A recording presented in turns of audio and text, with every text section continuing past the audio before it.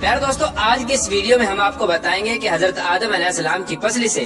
اللہ تبارک و تعالی نے عورت کو کس طرح پیدا کیا، اور اماں حوا رضی اللہ تعالی عنہ کی پیدائش کس طرح ہوئی، اور حضرت آدم علیہ السلام اور اماں حوا رضی اللہ تعالی عنہ کی شادی کیسے ہوئی، اور اللہ تبارک و تعالی نے حضرت آدم علیہ السلام کی شادی کا حق مہر کون سا رکھا، اور ادھر شیطان نے عورت کے ذریعے حضرت آدم علیہ السلام سے اپنی دشمنی کا بدلہ کس طرح لیا، اور حضرت آدم علیہ السلام کو کس طرح جنت سے زمین پر اتارا گیا، اور حضرت آدم علیہ السلام اور اماں حوا رضی اللہ تعالی عنہ جنت میں کتنی دیر تک رہے، اور جب حضرت آدم علیہ السلام زمین پر تشریف لائے تو اپنے ساتھ کون کون سی چیزیں لے کر آئے۔ پیارے دوستو، ان تمام تر سوالات کے جوابات قرآن و حدیث کی روشنی میں آج کی اس ویڈیو میں ہم آپ کو بتائیں گے، لہٰذا آپ سے گزارش ہے کہ ہماری اس ویڈیو کو اینڈ تک ضرور دیکھیے گا۔ پیارے دوستو، تخلیق آدم کے بعد جب حضرت آدم علیہ السلام جنت کے اندر تشریف لائے تو جنت میں اللہ تبارک و تعالیٰ کی تمام تر نعمتیں اور آسائشیں موجود تھی، لیکن اس کے باوجود بھی حضرت آدم علیہ السلام جنت کے اندر تنہائی محسوس کرنے لگے اور اداس رہنے لگے۔ تو اللہ تبارک و تعالیٰ نے حضرت آدم علیہ السلام کی اداسی اور تنہائی کو دور کرنے کے لیے حضرت اماں حوا رضی اللہ تعالی عنہ کو پیدا کیا۔ حضرت ابن عباس رضی اللہ تعالی عنہ روایت کرتے ہیں کہ حضرت آدم علیہ السلام ایک دن جنت میں سو رہے تھے کہ اللہ تبارک و تعالی نے ان کی چھوٹی پسلی سے حضرت حوا رضی اللہ تعالی عنہ کو پیدا فرما دیا۔ جب حضرت آدم علیہ السلام نیند سے بیدار ہوئے تو حضرت آدم علیہ السلام نے اپنے پاس ایک عورت کو پایا جو کہ ان سے ملتی جلتی مخلوق تھی۔ پیارے دوستو، روایات میں آتا ہے کہ جب حضرت آدم علیہ السلام نے اپنے جیسی خوبصورت مخلوق کو اپنے پاس لیٹا ہوا دیکھا تو ان کی طرف اپنا ہاتھ مبارک بڑھانے کا ارادہ فرمایا، تو اس وقت فرشتوں نے عرض کیا کہ ٹھہر جائیے، پہلے آپ ان کا حق مہر ادا کریں۔ تو حضرت آدم علیہ السلام نے فرشتوں سے پوچھا کہ ان کا حق مہر کیا ہے، تو فرشتوں نے عرض کیا کہ ان کا حق مہر یہ ہے کہ آپ ہمارے آقا حضرت محمد مصطفیٰ صلی اللہ تعالی علیہ وآلہ وسلم پر 10 مرتبہ درود پاک پڑھیں۔ چنانچہ حضرت آدم علیہ السلام جب جنت میں داخل ہوئے تھے تو آپ نے پہلے ہی جنت کے مختلف مقامات پر جگہ جگہ پر حضرت محمد مصطفیٰ صلی اللہ تعالی علیہ وآلہ وسلم کا اسم گرامی لکھا ہوا دیکھا تھا، کیونکہ حضرت محمد مصطفیٰ صلی اللہ تعالی علیہ وآلہ وسلم اللہ تبارک و تعالیٰ کے محبوب ہیں، اور اللہ تبارک و تعالیٰ نے اپنے محبوب کے نام سے جنت کو مزین فرمایا تھا۔ چنانچہ حضرت آدم علیہ السلام نے آپ صلی اللہ تعالی علیہ وآلہ وسلم کی ذات اقدس پر درود پاک پڑھا، اور اس طرح حضرت آدم علیہ السلام اور اماں حوا رضی اللہ تعالی عنہ کا نکاح ہوا۔ پیارے دوستو، روایات میں آتا ہے کہ حضرت آدم علیہ السلام اور اماں حوا رضی اللہ تعالی عنہ 60 سال تک جنت میں رہے، لیکن ان کو حق زوجیت ادا کرنے کا حکم نہ تھا اور نہ ہی بچے پیدا کرنے کا حکم تھا۔ چنانچہ اس طرح حضرت آدم علیہ السلام اماں حوا رضی اللہ تعالی عنہ کی تخلیق کے بعد بڑے آرام و سکون سے جنت میں رہنے لگے۔ حضرت آدم علیہ السلام اور اماں حوا رضی اللہ تعالی عنہ جتنا عرصہ بھی جنت میں رہے، اس عرصے کے دوران ان دونوں پر جنت میں کسی بھی مقام پر جانے کی کوئی پابندی نہ تھی سوائے شجر ممنوعہ کے۔ جنت میں ایک ایسا درخت تھا جس کا پھل کھانے سے اللہ تبارک و تعالی نے منع فرمایا تھا۔ جیسے ہی اللہ تبارک و تعالی نے حضرت آدم علیہ السلام اور اماں حوا رضی اللہ تعالی عنہ کو اس شجر ممنوعہ کے قریب جانے سے منع فرمایا تو ادھر شیطان مردود کو حضرت آدم علیہ السلام سے بدلہ لینے کا موقع مل گیا۔ چنانچہ شیطان مردود حضرت آدم علیہ السلام سے بدلہ لینے کے لیے دن رات کوششیں کرنے لگا۔ شیطان مردود کی شدید خواہش تھی کہ حضرت آدم علیہ السلام اللہ تبارک و تعالیٰ کی نافرمانی کریں اور سزا کے مستحق قرار پائیں۔ پھر شیطان مردود نے ان دونوں کے دلوں میں وسوسے ڈالنے شروع کر دیے تاکہ ان دونوں کی شرم گاہیں جو ایک دوسرے سے پوشیدہ تھی وہ بے پردہ ہو جائیں۔ پیارے دوستو، روایات میں آتا ہے کہ حضرت آدم علیہ السلام اور اماں حوا رضی اللہ تعالی عنہ کا لباس جنتی لباس تھا اور ان دونوں کے سروں پر تاج بھی تھا، اور ایک دوسری روایت کے مطابق حضرت آدم علیہ السلام اور اماں حوا رضی اللہ تعالی عنہ کا لباس جنتی درختوں کے پتے تھے جن سے ان کا ستر ایک دوسرے سے پوشیدہ تھا۔ اب شیطان روز ان دونوں کے دلوں میں یہ وسوسہ ڈالتا کہ وہ شجر ممنوعہ کے پاس جائیں اور جس پھل سے اللہ تبارک و تعالیٰ نے ان دونوں کو منع کیا ہے وہ پھل کھائیں۔ چنانچہ شیطان ایک دن حضرت آدم علیہ السلام اور اماں حوا رضی اللہ تعالی عنہ سے کہنے لگا کہ تمہارے رب نے تم دونوں کو اس درخت کے پھل کھانے سے اس لیے منع کیا ہے کہ کہیں تم لوگ یہ پھل کھا کر ہمیشہ ہمیشہ کے لیے زندہ رہنے والے نہ بن جاؤ، یا کہیں تم لوگ فرشتے نہ بن جاؤ۔ چنانچہ شیطان کی یہ شیطانی باتیں سن کر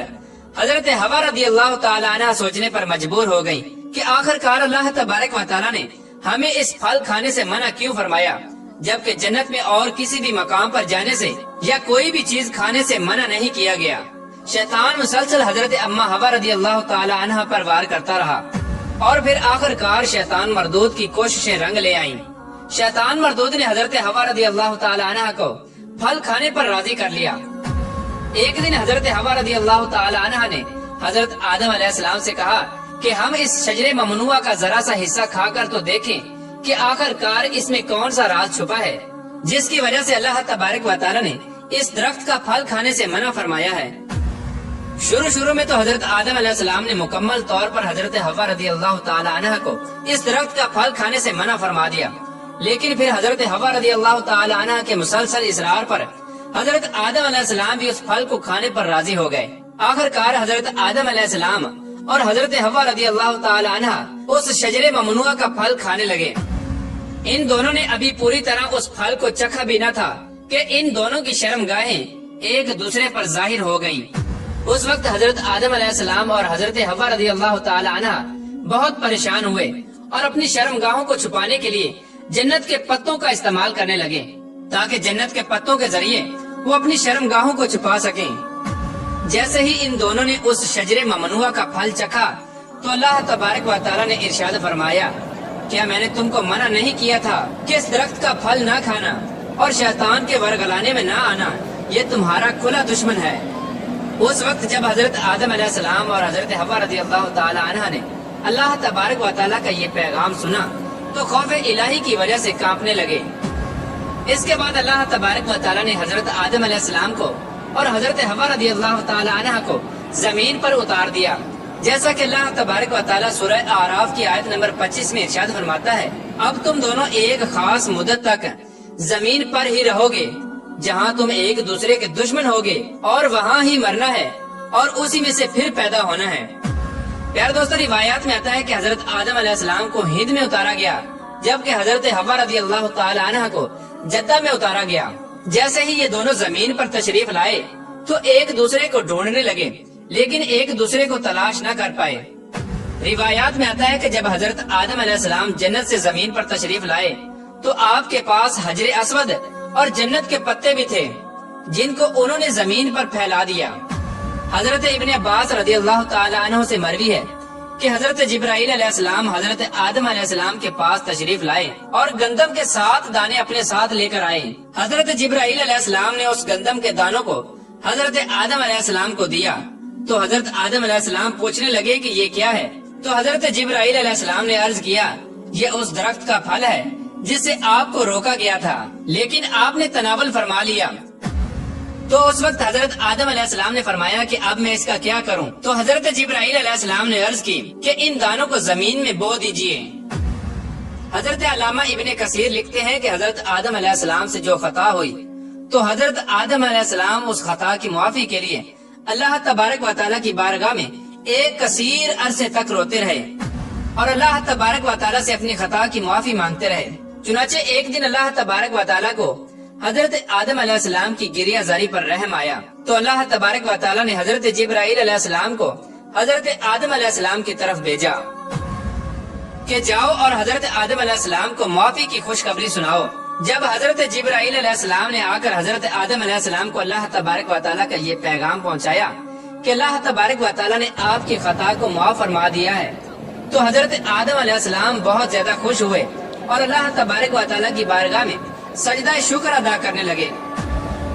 پھر اس کے بعد حضرت آدم علیہ السلام کو لے کر حضرت جبرائیل علیہ السلام مکہ مکرمہ میں آئے جہاں پر حضرت آدم علیہ السلام نے کعبہ شریف کی بنیاد رکھی اور حجر اسود کو کعبہ کی دیوار میں نصب کیا۔ پھر اس کے بعد حضرت آدم علیہ السلام نے کعبہ کے ارد گرد طواف فرمایا۔ جب آپ طواف سے فارغ ہوئے تو حضرت جبرائیل علیہ السلام حضرت آدم علیہ السلام کو جبل عرفات کی طرف لے گئے۔ وہاں پر آپ کی ملاقات حضرت حوا رضی اللہ تعالی عنہ سے ہوئی، لیکن طویل عرصے کی جدائی کی وجہ سے اور جسمانی بناوٹ کے تغیرات کی وجہ سے آپ ایک دوسرے کو پہچان نہ سکے۔ پھر حضرت جبرائیل علیہ السلام نے ان دونوں کا تعارف کروایا۔ اس وقت آپ دونوں بہت خوش ہوئے۔ پیارے دوستو، یہی وہ وقت تھا جب دنیا میں سب سے پہلی مرتبہ دنیا کی سب سے پہلی عورت کو حیض آیا۔ پھر اس کے بعد اللہ تبارک و تعالیٰ کے حکم سے حضرت آدم علیہ السلام اور حضرت حوا رضی اللہ تعالی عنہ کی کثیر اولاد ہوئی۔ پیارے دوستو، اس طرح شیطان مردود نے جنت کے اندر حضرت آدم علیہ السلام سے بدلہ لینے کے لیے عورت کو ورگلایا، اور شیطان مردود ہمیشہ سے انسان کو بہکانے کے لیے عورتوں کا استعمال کرتا ہے، جیسا کہ اللہ تبارک و تعالیٰ قرآن پاک میں ارشاد فرماتا ہے کہ بے شک عورتیں شیطان کی رسیاں ہیں۔